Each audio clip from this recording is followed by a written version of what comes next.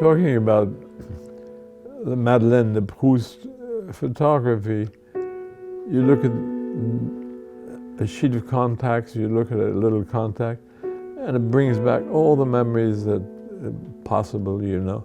You remember whether it was raining or whether you're tired, whether you were full of beans or ready to walk another 5 miles. And it's true about contacts in photography.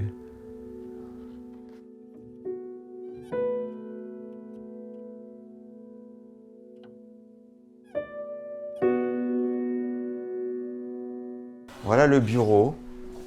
C'était un peu aussi la salle des rendez-vous. Ici, vous avez les classeurs de planches contact. 90% des planches contact sont ici, dans ces classeurs. Ici, on a ce très joli meuble dans lequel se trouvent les négatifs. Je crois d'ailleurs que c'est la première fois qu'on filme là, cet endroit. Et la chambre noire. La chambre noire dans laquelle j'ai passé beaucoup de temps. Et curieusement, voilà, il a toujours tenu à ce que les tirages soient faits dans son atelier. Donc en fait, tous ces tirages ont toujours été faits sous son contrôle avec beaucoup d'exigences. I thought photography could be treated like painting. I thought photography was way behind the other arts, and I thought what I had learned painting, I could use that in photography. So I went out in the street and I just photographed the shit out of New York. I was free to do what I wanted, and I didn't know that I was doing anything revolutionary. I was fascinated with faces, and I would go into crowds and really take photographs point blank, and nobody would look at me. Robert Capa said, if your photograph is not good, it's because you're not close enough. I mean, he said that once, and I heard that many years after I discovered the way I wanted to take photographs or film. So that's my street. I wasn't part of a team where there was a women's slugger. It's a typical memory for me because, you know, I went back to New York and a lot of things were part of my memories. And that little team of stickball was part of the sort of things that I grew up on. I took a photograph at the end of the day, and I didn't know that I would get that kind of blur. When you look at the girl's hand, it looks like Picasso hand, and blur for me added an element to photography. And what happened there is an accident. I repeated it later in other photographs on purpose. I was very sensitive to the fact that guns were everywhere, and especially with these kids. You see this kid on the right, he's imitating the cop, you know. There he is making a gun with his left hand, and here's this other kid pulling out the gun. That photograph, for me it's like a self-portrait because I was sometimes the tough guy with the gun and sometimes the angelic guy on the right. There are a lot of self-portraits in the book. It's about the only guy in New York who refused to have his photo taken. Nobody said no, except this guy.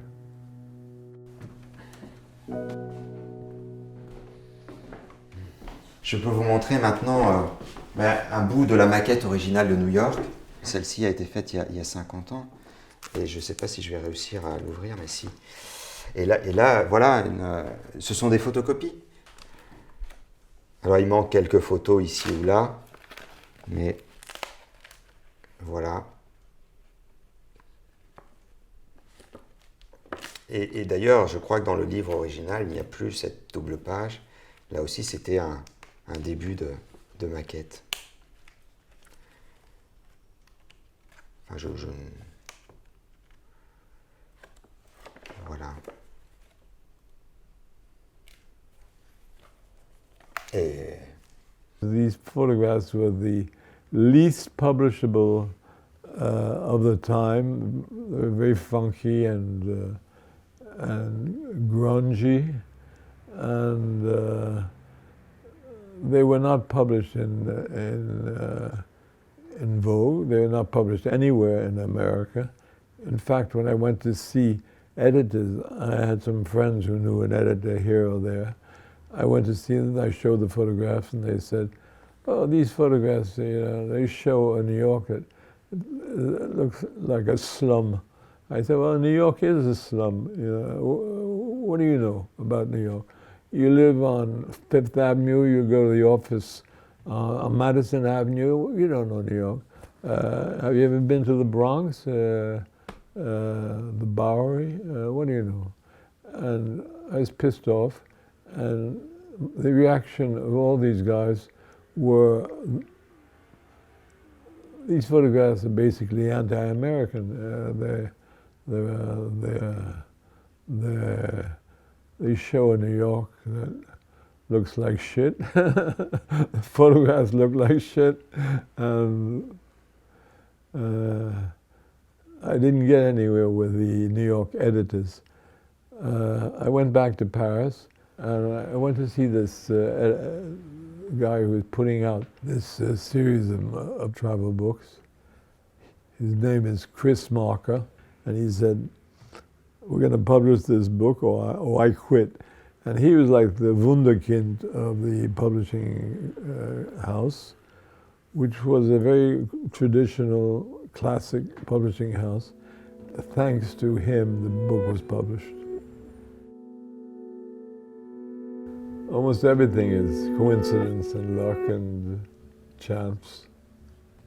Rome was an accident. I was a groupie of Fellini, and I wanted to show him my book on New York. I was in Paris. I knew he's presenting a new film, and I knew he's at this hotel. I called up and I said, can I speak to Mr. Fellini? And they said, one moment. Nowadays, you can't do that. There's PR, there's the agent, there's everybody. I said, I'd like to show you a book I just did on New York. He said, well, come tomorrow at 4 o'clock. He said, I had this book. It came out in Italy, and I have it next to my bed. And I said, he said, why don't you come to Rome and be my assistant? And I said, what is it? I knew nothing about movies. I said, what does an assistant do? He said, no problem. If I'm sick, you shoot. And I said, okay, no problem. So I went to Rome with my wife, and the film was delayed, so I said to myself, either I hang around for the film to start, or why don't I do a book on Rome since I'm here? I did a book on New York, do a book on Rome.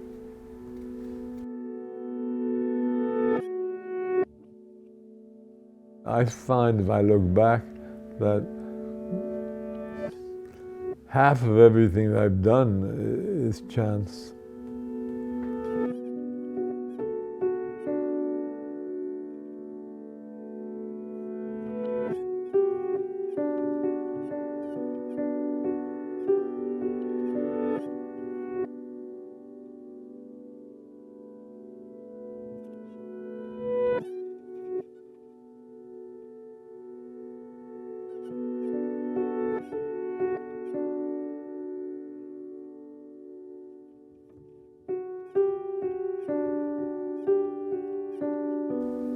Okay. I think you've had enough.